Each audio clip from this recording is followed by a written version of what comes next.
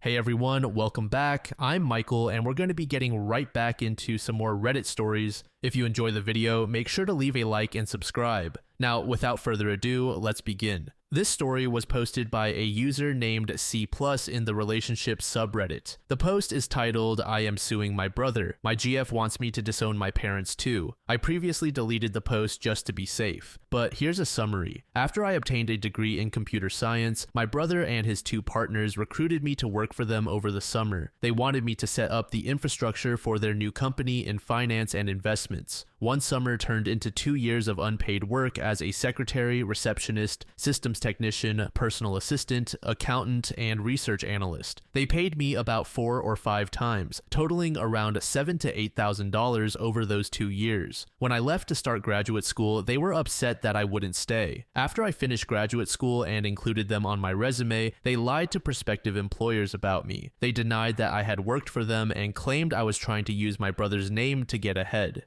They also accused me of visiting their office and sexually harassing female employees they never even had. When I called them to ask about it, they, including my brother, just laughed off the whole situation and said I was getting what I deserved, kind of like, it's what you get when you mess with us. My counselor and some other people from school, including my headhunter, helped me get a job. However, I had to sue my brother and his partners for slander and other issues. My brother called me to laugh about the lawsuit when they were served, but now they're scared. My brother has my dad pressuring me to drop the lawsuit and just sit down with them both to work something out. My dad dismissed this as just a little big brother bullying little brother nonsense and demanded that I drop the lawsuit. He and my mom uninvited me to Thanksgiving at their house, although my mom mostly tried to stay out of it. I could tell this was hard for her. There's very little legal update regarding the lawsuit, but I had a laptop that contained lists of clients that my brother and his partners stole from their respective employers before they left to start the company. I didn't want to turn those files over to my attorney because things are already bad enough for them. My girlfriend had a different opinion. She wants me to absolutely let them have it and crush them. I called my attorney and informed him about the files, then dropped them off at his firm on the 9th. On the 10th, I received a call from his firm saying that my attorney needed to see me that very day. When I went in, he told me that the files would be turned over to the U.S. Attorney's Office, so it's out of our hands now. However, he really wanted to talk to me about my parents. He spoke with my dad and basically said that my dad is a world-class prick. He plans to subpoena both of my parents to testify at a deposition and possibly at trial if we make it that far. He wanted me to prepare myself for what they might say about me. He made it clear that there is no turning back now. I didn't pay anything for my attorney to take the case, so his firm is very financially invested in this now. Essentially, they're calling the shots. I think my attorney believes I'm weak or that I'll want to back off or take it easy on them. He actually told me that he knows my family would weaken me. I think he underestimates me. Anyway, he told me to brace myself for the heat my dad will bring on me. I told him I had 2 older sisters on my side and my mother was pretty neutral. He assured me that my mother is absolutely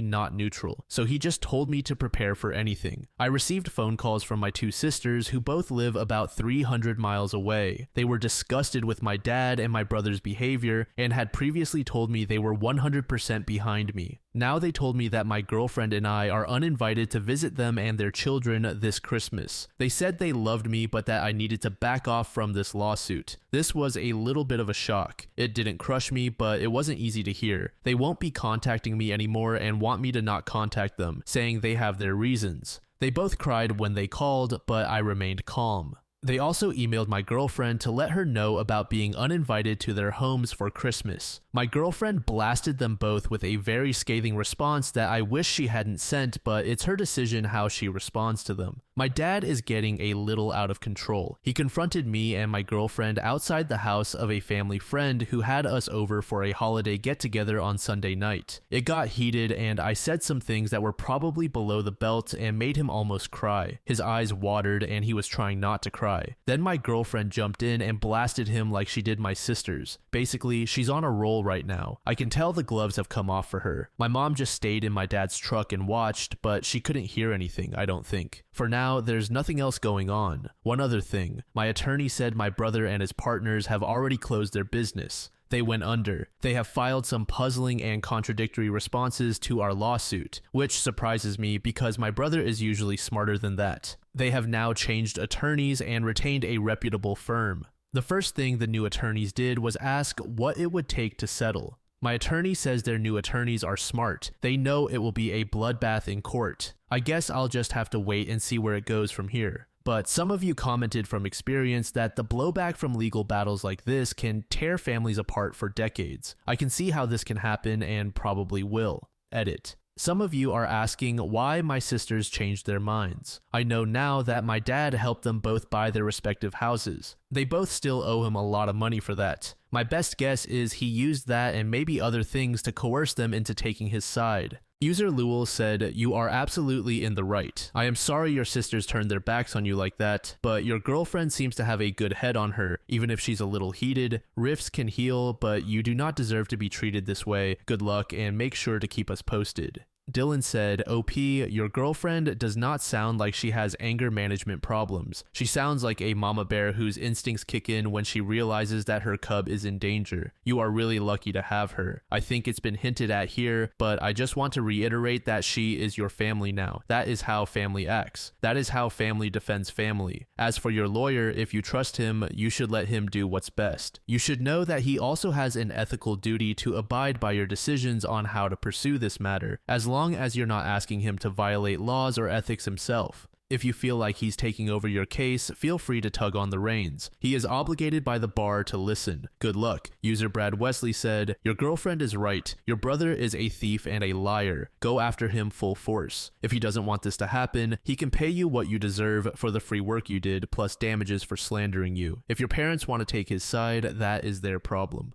Update. Let me begin by saying that I am not the original poster. I am his girlfriend. We live together and I read the update post. My boyfriend is moving on and wasn't going to post a final update, so I asked if I could and he said yes. Things have wrapped up. They signed a settlement agreement and now it's up to the judge to approve it. The judge won't do that for 2 more weeks, but apparently it's just a formality. According to the attorneys, it's a sure thing he'll approve it. As far as the settlement goes, I can't disclose much, but I can say that it's close to what my boyfriend was suing for in terms of the monetary figure. They had transferred their houses into their wives' names, which are in the process of being sold to pay off the settlement. The settlement included a written apology and a complete admission of guilt from all 3 defendants. They also have to write apology letters and retractions to all the employers that refused to hire my boyfriend based on their slander. I believe there were 4 companies in total. All 3 of them had their licenses revoked and will apparently never work as financial advisors again in any state. They will also face a criminal investigation due to some forged signatures on some of the deals they made, which may lead to convictions but probably no jail time, according to the experts. Financially, they are beyond ruined, which is what I thought they deserved all along.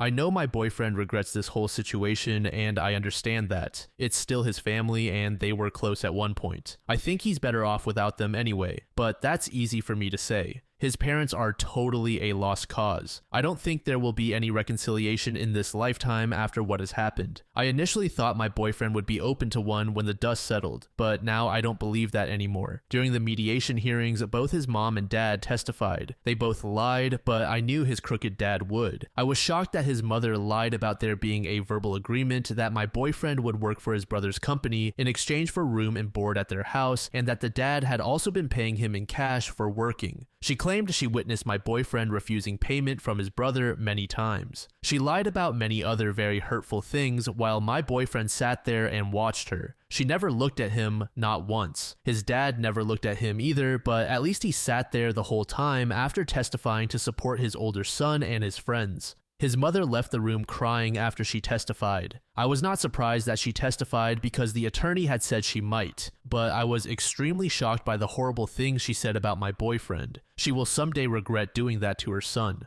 What an awful, revolting, and repulsive thing she did. What she did to her youngest son is inexcusable. I was utterly disgusted by her actions. She really has no clue how much damage she inflicted on her youngest son. I doubt he'll ever get over it, and I doubt he will ever want to see her again. Not to rant about the mother, but she lied and said disgusting things about her youngest son, who is the only good son she has. He's the only one who doesn't owe his dad anything. He's the only one with compassion and high morals, the only one who constantly worried about her and kept in touch with her. She messed up in the most disgusting way. How can she do that? He was there for her more than her other 3 kids put together, all for a lawsuit that she had to know they were going to lose. Her testimony did nothing to help their case. Nothing. She testified for absolutely no reason. We sent Christmas gifts to my boyfriend's sisters and their daughters, and we received thank you cards in return. They haven't contacted my boyfriend since, but I have received a couple of hello emails from one of them. She never mentions my boyfriend or the family problems. She just says hello and asks how I'm doing. I respond by saying we are both good and hope they are all doing well. I'm not sure where this will go, but it's a small step in what seems like a long road before they are allowed by their father to reconcile with their brother, or until they have the courage to do so without their dad's blessing. I think they are both too embarrassed to contact my boyfriend directly. I can sense that they are trying to find a way that will eventually lead them to him. I think they need to just reach out to him, but that's not my decision. I keep looking at this from my perspective, and my family is really close, so it's hard to watch what's going on with his family. I just think, what the hell, why do you do this to each other? But that's just how it is. Just to be clear, I knew very early on that my boyfriend's parents were toxic. I initially wanted him to cut all ties with them after seeing how they sided with the older brother, knowing how he tried to destroy his own little brother's career. That told me a lot. Back then, I wished my boyfriend would just disown them, but I knew that was unrealistic at the time. I recognized that I was being emotional, so I backed off when I saw how stressed my boyfriend was.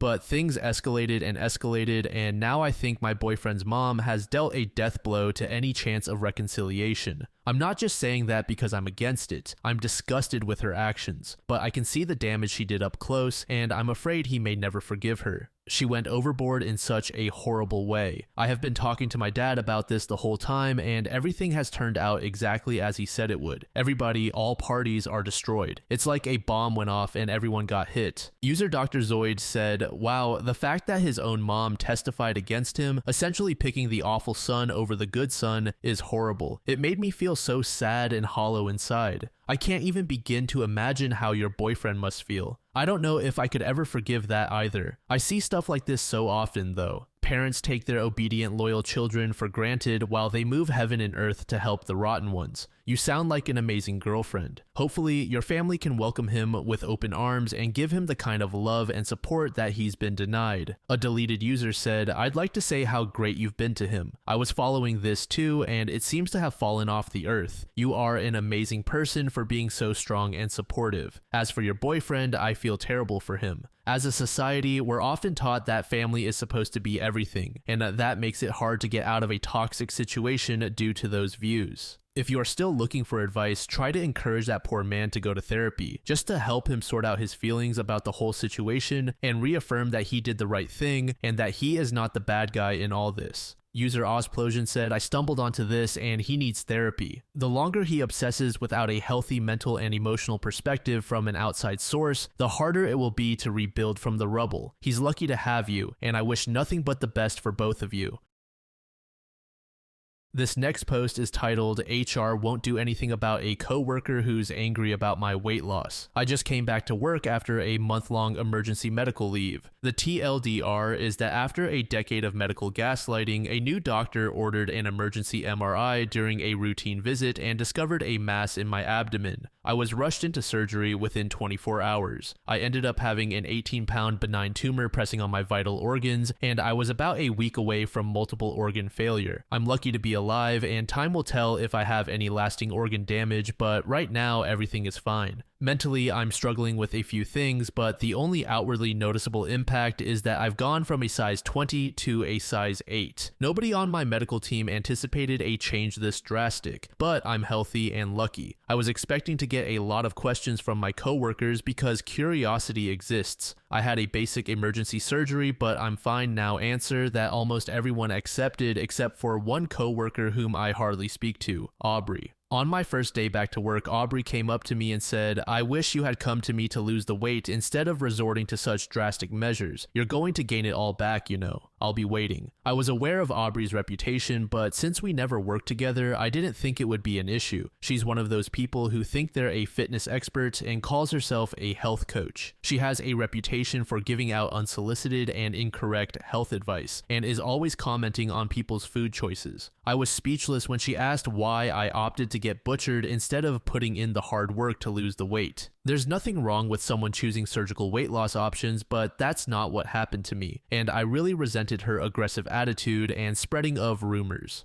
During my second week back, she came by my office at the end of the day in athletic gear, offering to go with me if I was too afraid to go to the gym alone. At the time, I wasn't even cleared to lift my kid, do laundry, or climb a flight of stairs, let alone go to the gym with this crackpot. I don't remember what I said to her, but she left saying I'd gained the weight back because I'm lazy. The next day, Aubrey ranted angrily about me in a meeting I wasn't in. I don't know everything that was said, but the gist was that if I can't dedicate myself to weight loss, I obviously can't see my work obligations through. HR called for a red flag mediation. At our company, mediation can go against your bonus opportunities for the year. I have no idea why I'm in mediation when she's the one being an asshat. At the mediation, Aubrey stated that she was triggered by my new body and I should have thought of other people's feelings and warned her before my surgery. I hardly had time to warn my husband and get my kid out of daycare. I don't owe Aubrey anything. I have empathy that she's obviously struggling, but that does not excuse her behavior.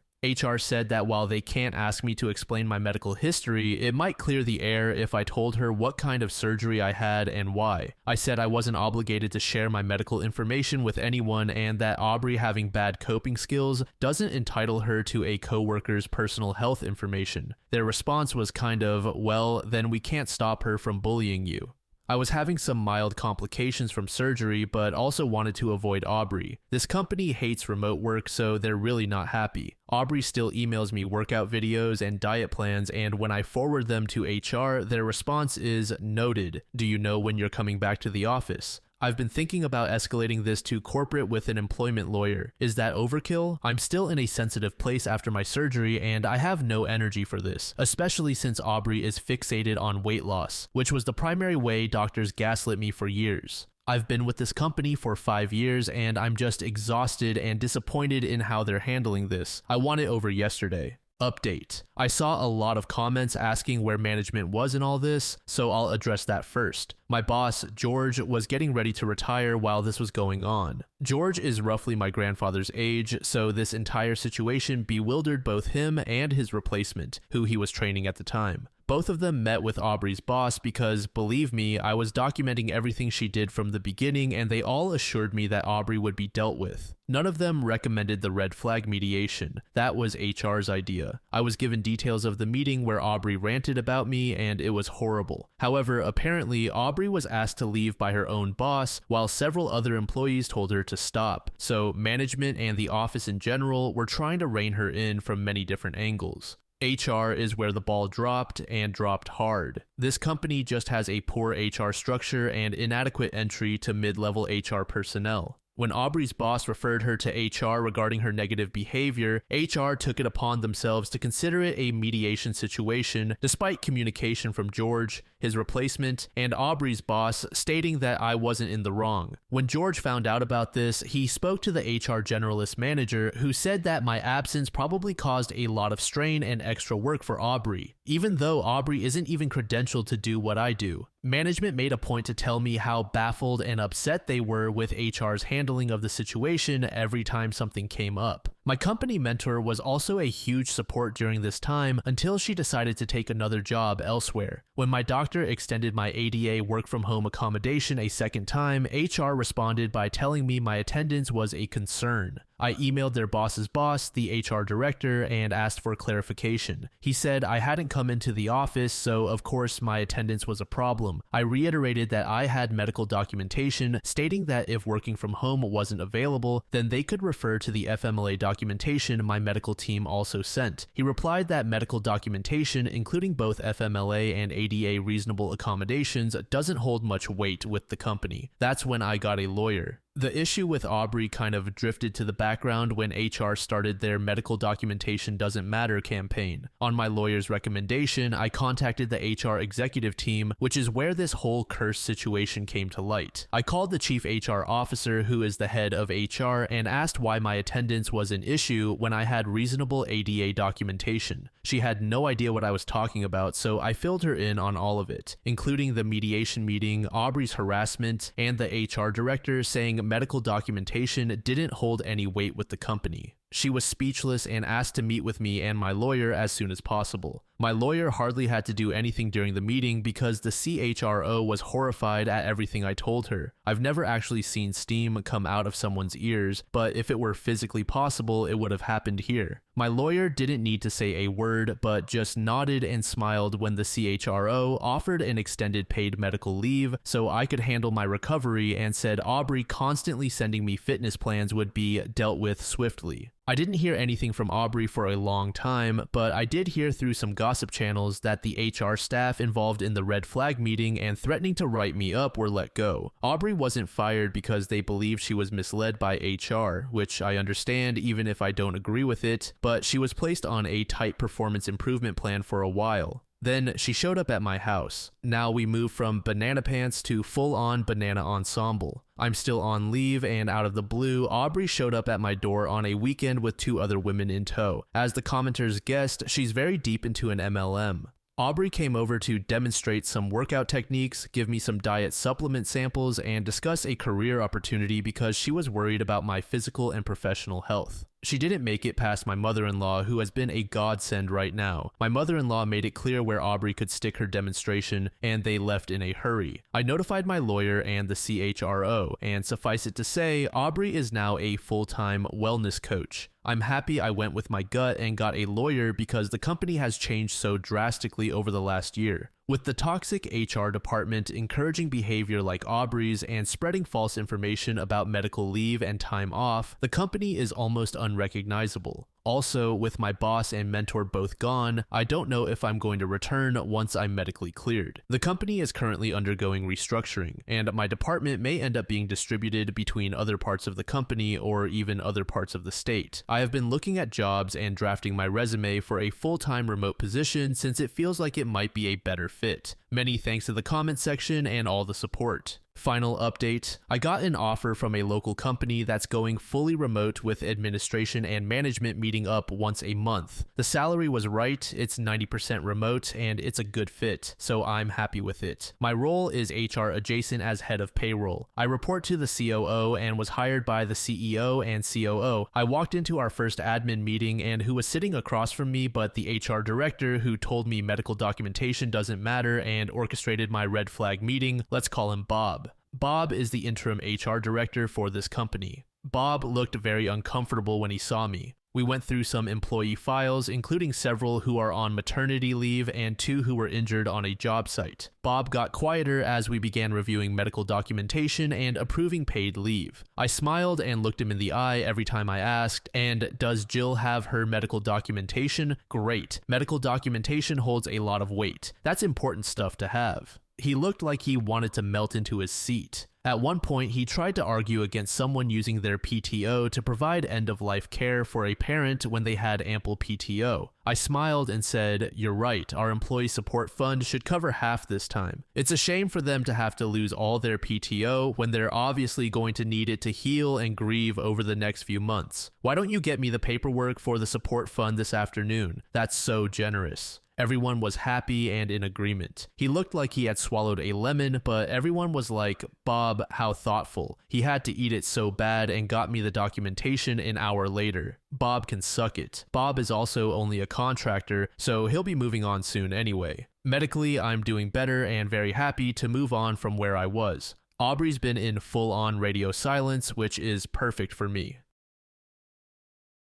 This next post was made in the AITAH subreddit by a user named EmbarrassedBit. The post is titled AITAH for lying about being pregnant to my family to protect my husband. My husband is a transgender man and we've always wanted to start a family together. I have a huge fear of pregnancy, so he offered to carry the baby. It was an insane process. He had to stop taking testosterone for a long time, but he was amazing throughout the whole process and I did everything in my power to help him feel more comfortable. None of my family knows that he is transgender, but our friends know. He posted an ultrasound to his private Instagram, not knowing that my sister follows him on a burner account. Well, she saw the photo and told my whole family. They were furious that I wouldn't tell them. They assumed I was the one pregnant and blew up on me, so I just let it go and rolled with the lie because I wasn't going to out my husband. The first couple of months, I'd let them visit. Eventually, I'd start eating big meals and purposely bloating myself to the point of discomfort so I looked pregnant. They'd remark around the 6-month mark that I was remarkably small, but I just played it off. Eventually, I couldn't lie any longer, so I looked for every excuse in the book to not see my family. I turned down the offers of baby showers, gender reveal parties, anything that would require us seeing each other. Luckily, my family lives an hour away and we all live busy lifestyles, so them randomly visiting wasn't an issue. The one time they did pop in unexpectedly, we were out of the house. If they FaceTimed, I made a point to be in bed feeling horribly sick, so I couldn't give a bump update.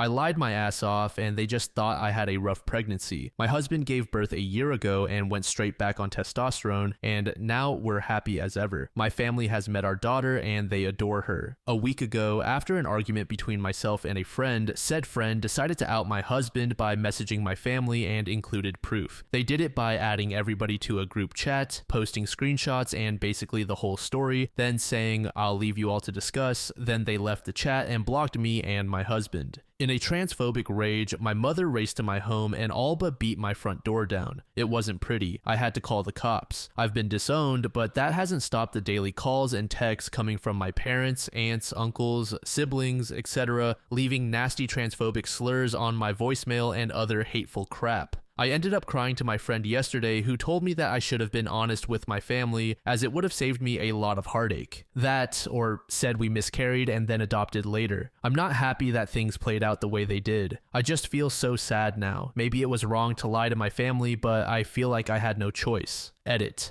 My husband has always encouraged me to maintain a relationship with my family. However, it was mostly for his sake. Personally, I mentally checked out years ago, but when they met him, they welcomed him with open arms and treated him like a son. However, we never intended for them to find out. He felt a familial love that he's never had from his own family before, which is why I kept my relationship with my parents at his request. If it weren't for him, I most likely would have cut them off a long time ago. I'm sad that this has happened, but most of that sadness is for my husband rather than for me. Also, the friend in this story who outed him is obviously no longer a friend and never will be again. The other friend who said I should have told the truth is on thin ice. Update: I got caught up in some other stuff outside of Reddit for a few hours. Firstly, thank you all so much for the overwhelming amount of support and care. I wish I could reply to everybody. You all are right that my husband is one tough cookie, and he's too wonderful for his own good sometimes. Secondly, I'm sorry to all the transphobes who were upset by my post. It must be horrible being so fragile. Get well soon. Thirdly, after reading all of your comments, my husband and I have decided that moving will be the best thing for us. It's scary because it's such a big change and we'll be in an unfamiliar place, but we're looking forward to living in a more LGBTQ friendly area. I've asked a friend to call in a welfare check on this ex-friend since they are technically missing, but I'm washing my hands of this whole situation and anything to do with this person. Again, thank you all so much for the love and support. Update 2. It's been over 3 months since my post blew up on AITA. I messaged the mods for approval for an update, but unfortunately that was not possible due to the controversial nature of my original post, and I completely understand. Firstly, thank you all for the support. I was absolutely blown away and never expected my post to gain as much attention as it did. Secondly, my husband, baby, and I are safe. We moved about 3 hours away from our old place and we're very happy. We have a lot more space, which is both a blessing and a curse. It's a blessing because I can finally have a home studio now, and my husband has enough space for a workshop. It's a curse because there are more rooms to clean. The baby is thriving, and we've made new friends too. Some who have babies around our little one's age. My husband and I miss my family despite everything that has happened. We've cut contact, and I don't know if we'll ever be ready to reestablish that connection. It hurts and it sucks, but I know it's for the best. My sister has tried reaching out, but my parents are too stubborn. Now onto an update about our friend who outed my husband. I did end up calling in a welfare check on them as nobody had heard from them for over a month, and none of our friends wanted to call it in themselves. Due to their being homeless, it was difficult to track them down, and they weren't considered a high priority despite presenting as manic the last time someone saw them. Unfortunately, their body was recovered a little over 2 weeks ago after their car was found. My husband and I were distraught and still don't feel like it's quite real. We attended their funeral and said our goodbyes. We are considering speaking to a grief counselor together as we've experienced a lot of loss from this whole situation. So that's about it. Not the happiest update, but I thought I'd hop on and share it anyway.